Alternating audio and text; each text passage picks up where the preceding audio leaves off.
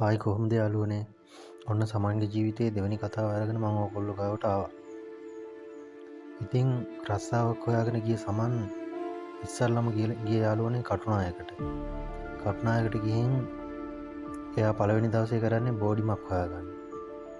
බෝඩිමක් හොයාගෙන එදා රෑ එකේ නතර වෙලා ඉඳලා දෙවෙනි දවසේ යනවා ගාමට් එකේ සම්මුඛ පරීක්ෂණයට. ඉතින් එතනදී සමන්ට කියන්නේ සමන් ඔයාට අපි කෝල් එකක් දෙන්නම්. ඒ දුන්න මෙන්න කියලා.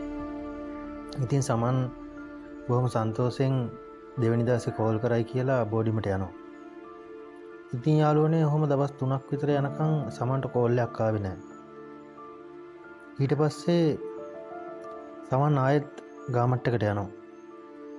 අපි බලමු කතාව ඉස්සරහට මොකක් වෙයිද. සර් මම දැන් දවස් 3කට උඩදිත් ඉන්ටර්විව් එකට ආවා. ඒත් මේ මට කිව්වා බලලා කෝල් එකක් දෙන්නම් කියලා. තාම කෝල් එකක් දුන්නේ නැහැ සර්. ඒකයි මම බලලා යන්න ආවේ. මම ගොඩක් දුර ඉඳලා ඇවිල්ලා ඉන්නේ සර්. මම බෝඩිමකුත් හොයාගත්තා. දැන් මට යන්න සල්ලිත් නැහැ. ඒකයි මේ මම ආයෙත් ඇවිල්ලා බලලා යන්න ආවේ. ඇයිද දන්නේ නැහැ සර් කෝල් එකක් දුන්නේ නැත්තේ. ඔව් කොල්ලෝ මට ඔයාව මතකයි. ඒත් මම කෝල් කරේ නැත්තේ ඔයා කන්නඩි දානවනේ. ඉතින් ඒකයි මෙහෙ තියෙන්නේ ගොඩක් සියුම් වැඩ.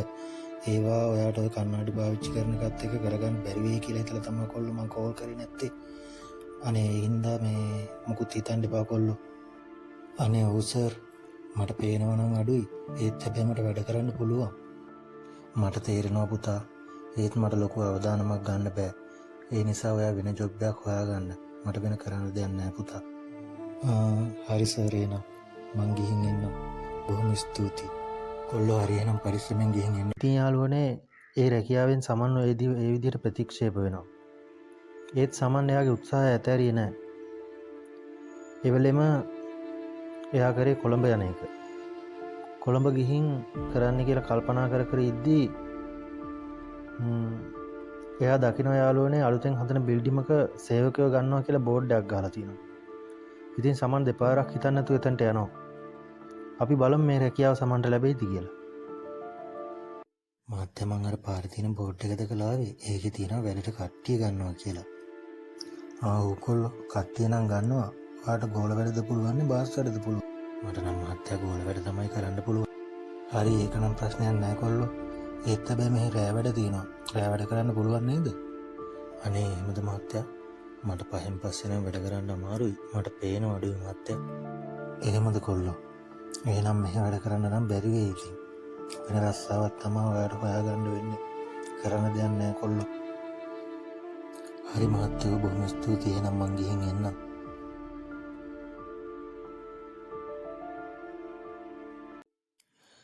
අනේ ඇයි දෙයියනේ මට මෙහෙම වෙන්නේ?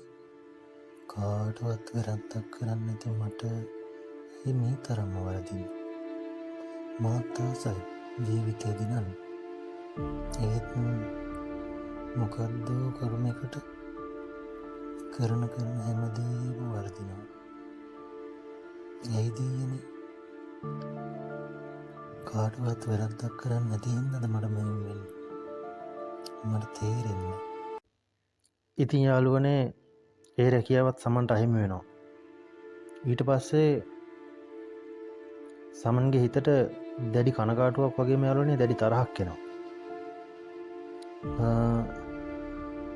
අපි බලමු යාළුවනේ සමන් මොන වගේ තීරණයක් ගනීද කියලා. කනගාටුව නිසා ජීවිතේ හදාගන්න උත්සාහ කරයිද? දැනිච්ච තරහ නිසා එයාගේ ජීවිතේ වරද්ද ගනීද කියලා. අපි ඊළඟ කතාවෙන් බලමු. එතකම් මගේ යාළුවෝ හැමෝටම බුත් සරණයි.